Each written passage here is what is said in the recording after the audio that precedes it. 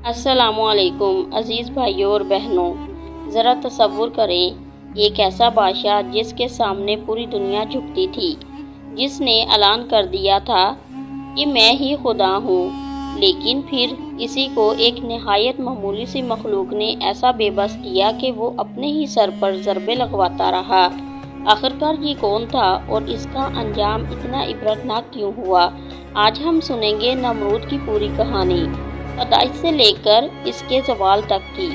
कदीम दुनिया के नक्शे पर बाबल एक अजीम तहजीब का मरकज़ था। वसी शहर, ऊंचे महलात और मजबूत किले। इसी बाबल पर एक बादशाह हुक्मरानी करता था जिसे नमरूद कहा जाता है। इसके पास सिर्फ फौजी ताकत ही नहीं थी बल्कि लोगों के ज़हनों पर भी कब्जा था। इसने ऐसा निज़ाम कायम कर रखा था कि राया इसके हुक्म के बगैर सांस लेने की भी हिम्मत ना करे। इब्तदा में वो एक आम हुक्मरान की तरह था, मगर वक़्त के साथ इसके दिल में तकब्बुर ने घर कर लिया और यही तकब्बुर इसे इस मकाम तक ले गया जहां इसने खुद को खुदा कहना शुरू कर दिया। इसके दरबार में दाखिल होते ही लोग सर झुका देते और जो इनकार करता इसके लिए सज़ा तैयार रहती। बाबल के माशरे में इस वक्त बुत परस्ती आम थी। हर घर, हर गली, हर मंदिर में मुख्तलिफ बुत सजे हुए थे। लोग इनसे अपनी हाजात मनवाते, इनके नाम की नज़र व नियाज देते और इन्हें अपना मुहाफ़िज़ भी समझते थे। ऐसे माहौल में अल्लाह ताला ने अपने नबी हज़रत इब्राहीम अलैहिस्सलाम को भेजा, एक ऐसा नौजवान जिसका दिल सच्चाई से भरा हुआ था और जिसकी ज़ुबान पर हक के सिवा कुछ ना था। इन्होंने बचपन ही से सवाल करना शुरू कर दिया, ये बुत कैसे खुदा हो सकते हैं जो खुद अपने आप की हिफाजत नहीं कर सकते। रवायत में आता है कि नमरूद ने एक ख्वाब देखा जिसने इसकी नींदें उड़ा दी। इसने देखा कि एक बच्चा इसकी सल्तनत के खात्मे का सबब बनेगा। खौफ के मारे इसने हुक्म दिया कि इस साल पैदा होने वाले लड़कों को कत्ल कर दिया जाए। माएँ अपने बच्चों को छिपाती फिरती थीं। घरों में खौफ का राज था, लेकिन अल्लाह ताला की कुदरत के सामने किसी की ना चली। इसी दौर में हज़रत इब्राहीम अलैहिस्सलाम पैदा हुए और अल्लाह ताला ने इन्हें हर खतरे से महफूज भी रखा। ये हिस्सा ज़्यादातर तफसीरी रवायात में बयान होता है। जवानी को पहुंचकर हज़रत इब्राहीम अलैहिस्सलाम ने अपनी कौम को खुले आम तौहीद की दावत दी। वो बाज़ारों में, घरों में और लोगों के मजमों में खड़े होकर कहते, सिर्फ एक अल्लाह की इबादत करो, यही तुम्हारा रब है।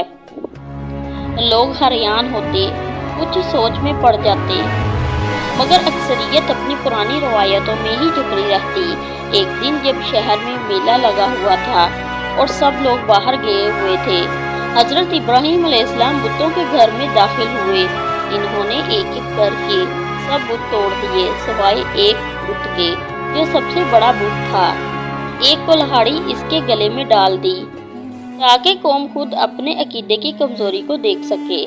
जब लोग वापस आए तो अपने महबूदों को टूटा हुआ देखकर गुस्से से भड़क गए। इन्होंने पूछा, ये किसने किया? कुछ लोगों ने कहा, हमने एक नौजवान को इन बुतों के बारे में बातें करते देखा था, इसका नाम इब्राहीम है।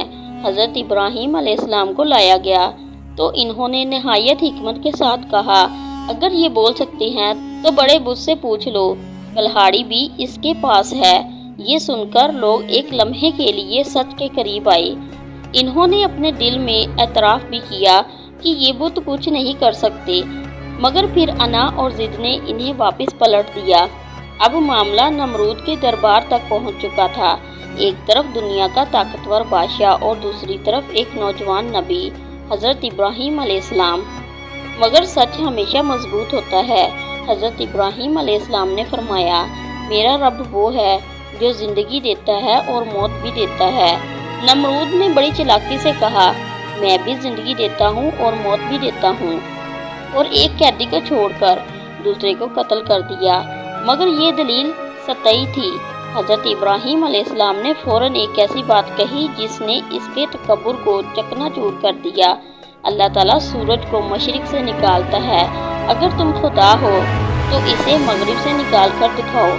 दरबार में सन्नाटा छा गया। नमरूद के पास कोई जवाब न था।